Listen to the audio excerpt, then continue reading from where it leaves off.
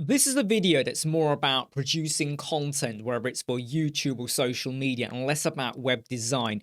But it does relate a little bit to web design, especially if you're trying to build up your brand and your portfolio and reach out to potential clients out there on LinkedIn and other social media outlets. Basically, look, when a lot of people start off with YouTube or even social media, they often spend a bit too much time trying to get everything perfect. Okay, so they focus more on quality. And it is very true that quality can outweigh content. You could produce 100 videos, 100 social media posts, 100 website example designs. And if they're very basic or look or sound or appear rubbish, people aren't going to watch or want to engage with them. So you might be tempted to only produce the 3 best videos, social media posts, and website designs out there. The trouble is, though, you might do that, but if you haven't built a following or you haven't really got a brand where people are going to find you or they're already tagged you or whatever, they may never see that.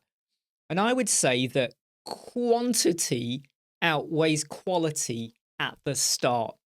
Brand new YouTube channel. Start putting out videos. You don't have to do every day. I would always say as a minimum 1 a week, but if you can, push yourself to 2 a week. If you can go over that, even better, okay? You don't have to always do like 1 every day.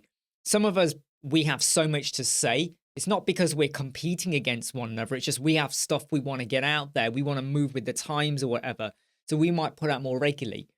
But if you're trying to juggle lots of other stuff in your life, family, work, and all of that, then at least 1 a week is advised, but try to be consistent. So if you're going to post 1 a week every Monday, every Friday, every Wednesday, Saturday, Sundays, weekends are normally probably the worst time to release videos from my experience and looking at a few others too. But let's say you go for 1 a week every Monday, okay? Try and do that. But the idea is don't focus too much on the quality of it. Just get stuff out there. Start showcasing what you do. And one of the things that I do appreciate, and people bicker with me over this, but when you look at a lot of YouTubers, especially YouTubers, because you can visually see it and hear it, you can often see that the studio they started in, the microphone, the lighting, the camera, you can see things evolve over time. Go back to my earliest videos, right? Just look at the quality of the video, the audio, oh my God, the echoes, the lighting, and the environment. And you keep tweaking it. But the idea is don't worry about getting everything perfect. Just get stuff out there. Start showcasing to people what you're about. And if you're nothing to do with YouTube and you just want to get stuff out on like Twitter or LinkedIn, again, just get stuff out. Hopefully people start engaging with you. And then over time, if you now know that you're getting a steady rate of people coming in to watch or read or engage or converse or communicate with you, that's when you might want to focus then on the quality side. So what you'll now do is maybe you were doing 3 videos a week, let's just say, and you were doing a social media post with a carousel or an image, you know, whether you did it in Canva or a PDF document or something, right? You were doing them 2 or 3 times a week. You might now reduce that slightly, whereby you're now going to put a little bit more effort in. And that little bit of extra effort can now start to take you up a level. Now, I don't do lots of animations in the video at the moment. I don't do lots of B-roll. That's mainly because I'm putting out a load more content. I'm hoping over time I am going to start adding in a little bit more variation because I really do think they work. That being said, though, my quality improvements are less of the animation and more of, say, the lighting, the camera, the audio, and trying to get things to appear a little bit polished. The thing I still keep doing that I should do less of is waving my hands around, you know? That's a difficult one. I need to keep my hands down here, which is probably not even a good idea. But focus on quantity right at the start to get yourself out there, but then start maximizing the quality. But that doesn't mean you should spend loads of time, because that's the other lesson I want to give you. I've worked on the odd video I've done for myself, and I've spent much more time honing in on like animations or bits coming in. Are they any more successful?